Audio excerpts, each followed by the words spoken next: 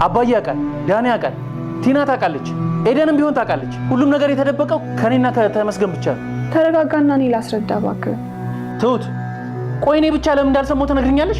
ትሁት ትልቅ ነገር ደብቃለች። ምንድን ነው የደበቀች? ትሁት ከኔ ምንድን ነው የደበቀችው ነገር? ትሁት ከካሌብ ፍቅር ይዟታል። ይሄ እኮ ከኔ በላይ ላንቺ መርዶ ነው ቲና። ማለት ትሁት የማንም ብትሆን ግድ አይሰጥህም ማለት ነው? አዎ ግድ አይሰጥም እኮ። እንዴት? መቼም ቢሆን ትሁት ከኔ እጅ ስለማትወጣ የኔና የኔ ብቻ ናት። እሺ ልቧ በሌላ ሰው ፍቅር ስለታወረ ያንተ መሆን አትችልም። ባፈቀረችው ልቧ እንድትረሳው ስለማረጋት እሱ ያሳስብ። ሁሉም ያውቃል፣ እኔ ብቻ ነኝ የማላውቀው። ይሄን ያለው ለትሁት ቦታ የሌለኝ። አይ እንደዛ አይደለም። እና ታዲያ እንዴት ነው? እሺ እናንተ አወቃችሁ፣ እኔ ለምን አላወቅኩም? ትሁት በጣም ፈርታለች። ተመስገን ይሄንን ካወቀ ልጇን ይወስድባታል፣ በዛም ያስፈራራል። እና እኔ ለእናንተ የተመስገን ሰው ነኝ ማለት ነው? ይሄን ነገር ሰማው ማለት ለተመስገን ነግሯለሁ ማለት ነው? ከናባዬ ጋር ያለህ ነገር መረጃ ለመሰብሰብ ነው ብለን እናስብ። ከኤደን ጋር ግን ያለህ ነገር ምንም ሊያሳምነኝ አልቻለም። ዳኒ ከኔ ጋር ያለህ ነገር ግን ወደ ኋላ እንዲጎተት አልፈልግም። አልገባኝም። ምን እያልሽ ነው? ከኤደን ጋር ያለህን ግንኙነት እንድታቆም እፈልጋለሁ ዳኒ። ጭራሽ? አዎ አባዬ፣ እኔም ቢሆን ያንን ማድረግ አልችልም። ኤዱም ቢሆን እኮ እስከዛሬ ስለምትወደኝ ነው የታገሰች። ስለዚህ ከዚህ በላይ ልቧን ማክሰል አልፈልግም። ኤዱም በጣም ነው ማፈቅራት አባዬ። ልክ ነህ የኔ ልጅ። ፍቅር መስዋዕት ማድረግ የለብህም። አንድ ነገር ግን ማድረግ አለብህ።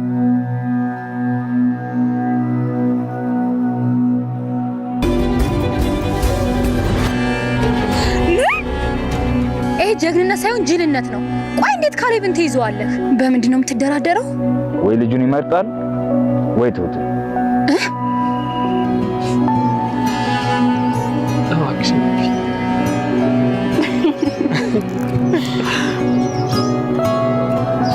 ተመስገን ከዚያ ጋር ካልጠፋ እኔ ሰላም የማገኝ አይመስለኝም። ሁሌ ችግር ውስጥ የምትገቡ ነው የሚመስለኝ። ተመስገን ማንንም ምንም አያደርግ፣ እመኝ። አባዬ እሱ እኮ ሰይጣን ነው። የሆነ ነገር ካሰበ ከማድረግ ወደኋላ አይልም። አትፍሬ ልጅ፣ ምንም አመጣ። ልጅህን የእጅ ውስጥ ነው ያለው። ትሁትን ስጠኝ፣ ልጅህን እሰጥሃለሁ። ታዲያ አስብበትና ቶሎ ንገረኝ መልሱ። ተመስገን እዚህ ጋር አንድ የገመተው ነገር አለ። የካሌብ አባት ትሁትን ስጠኝና እኔ ደግሞ ካሌብን እሰጥሃለሁ ብዬ እንደዚህ ከጠየቅኩት መቼም ትሁትን ከልጁ ስለማያስበልጥ ያኔ ደግሞ ይሰጠኛል፣ እኔም ትሁትን በሰላም ወደ ሀገሬ ይዣት እሄዳለሁ የሚለውን ነገር አስቦ ነው እዚህ ጋር ካሌብን አግቶ አሁን በስተመጨረሻ ላይ ለካሌብ አባት ደውሎ ውሳኔህን ቶሎ አሳውቀኝ ያለው ማለት ነው። የካሌብ አባት ደግሞ ያንን ነገር እንደማያደርግ ግልጽ ነው። የፈለገ ነገር ቢሆን እዚህ ጋር ትሁትን ልጄ ይሻለኛል፣ አንቺ ከልጄ አትበልጪብኝም፣ ስለዚህ ተመስገን ጋር ሂጂና ካሌብን ደግሞ ይመልስልኝ አይልም ማለት ነው። በእርግጥ ትሁት ይሄንን ነገር ልትል ትችላለች። እኔ ሊሄድለትና እሱ ደግሞ ካሌብን ይልቀቀው፣ እኔን እንደፈለገኝ ያድርገኝ፣ እናንተ በእኔ ምክንያት መሰቃየት የለባችሁም ልትለው ትችላለች ማለት ነው። ለምን ከተባለ ከዚህ በፊትም ያንን ነገር ስትል ስለነበረ እናንተ በእኔ ምክንያት መፈተን የለባችሁም፣ በእኔ ምክንያት መሰቃየት የለባችሁም ትል ስለነበረ ማለት ነው። ግን ደግሞ የካሌብ አባት የሆነ መፍትሄ ይፈልጋል እንጂ ይሄንን ነገር አያደርግም ማለት ነው።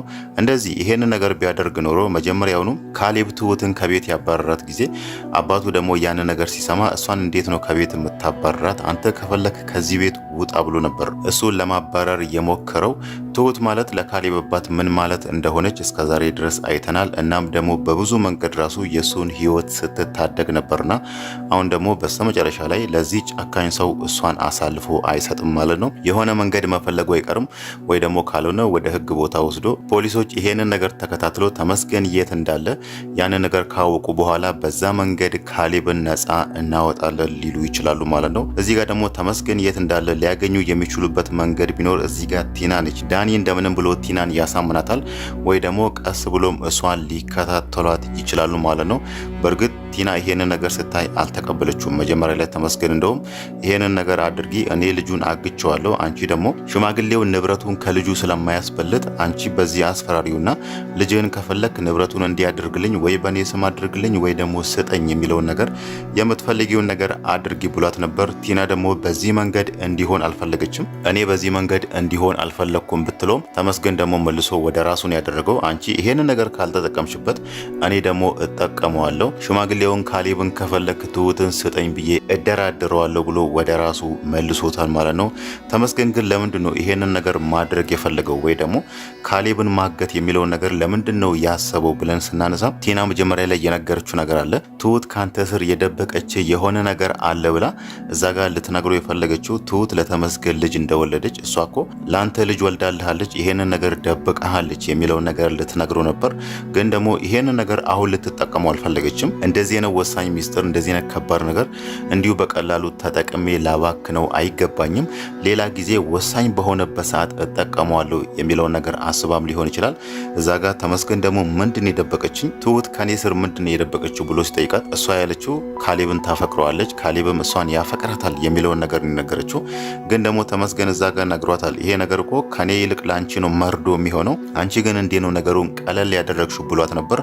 ግን ደግሞ ወደዛ ሲሄድ ሲያብሰለስለው ይሄ ነገር አናዶታል ይመስል ካሌብን ተናዶበት መንገድ ላይ ጠብቆ እሱን አግቶታል ማለት ነው። ከዚህ በፊት እንደዚህ ነገር አስቦ አያውቅም። ካሌብን አግታለሁ ወይ ደግሞ እንዲያደርጋለሁ ብሎ አስቦ አያውቅም። ግን ደግሞ እዚህ ጋር ቲና በነገረችው ትሁት ካሌብን ታፈቅረዋለች የሚለውን ነገር ስትነግረው እሱ ደግሞ እኔም ብቻ ትውደደኝ ትሁት የኔ ብቻ ነች ብሎ ስለሚያስብ ከዚህ በፊትም በተደጋጋሚ ካሌብን ሲያስጠነቀቀው ስለነበረ በስተመጨረሻ ላይ አሁን እሱን አግቶ ወስዶታል ማለት ነው። ምናልባት ቲና ያንን ነገር ብትነግረው ትሁት እኮ ለአንተ ልጅ ወልዳለች ከእህቷ ጋር ያለችው ልጅ እኮ ያንተ ልጅ ናት ብላ ይሄንን ነገር ለተመስገን ብትነግር ተመስገን እዚህ የሚቀመጥበት ምንም ምክንያት አይኖረውም ማለት ነው። ነገሮች ይቀሉለታል። እዛ ሄዶ እህቷ ጋር ሄዶ ህፃኗን ሰርቆ ከወሰደ በኋላ ለትሁት ይደውልና ህፃንሽን ወይ ደግሞ ልጅሽን ከፈለግሽ ቀጥ ብለሽ እኔ ያልኩሽ ቦታ ነይ ቢላት ትሁት እዚህ ጋር ምንም የምታደርገው ነገር የላትም፣ ምንም አማራጭ የላትም።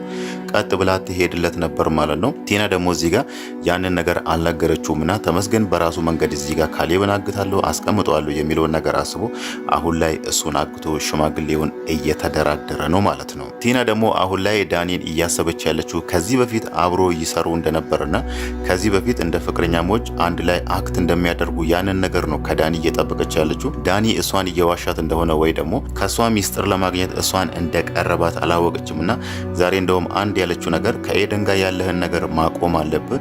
የነ ካሌብ አባትን ነገር እሺ ያልከኝን አምኜሃለሁ።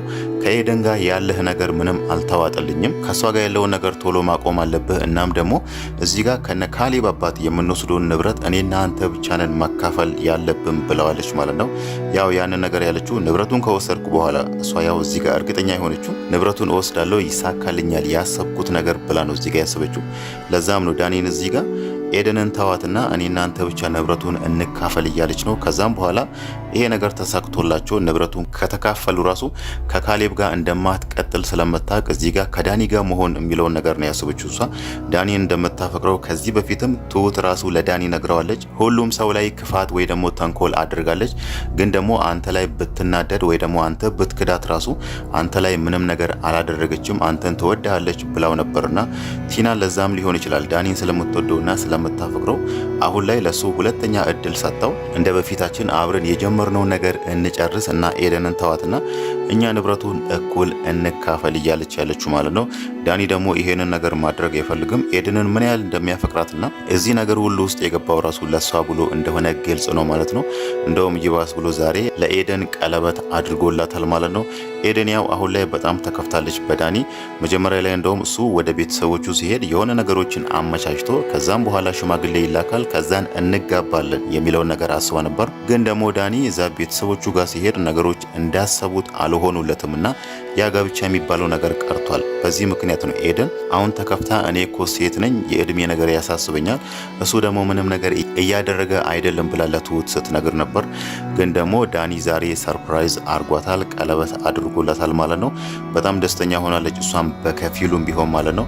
ያው የእሷ ደስታ ሙሉ የሚሆነው ከዳኒ ጋር ተጋብታ በትክክለኛው መንገድ በህጋዊ መንገድ ተጋብታ ትዳር መስርቶ አንድ ላይ ሲኖሩ ነው ማለት ነው።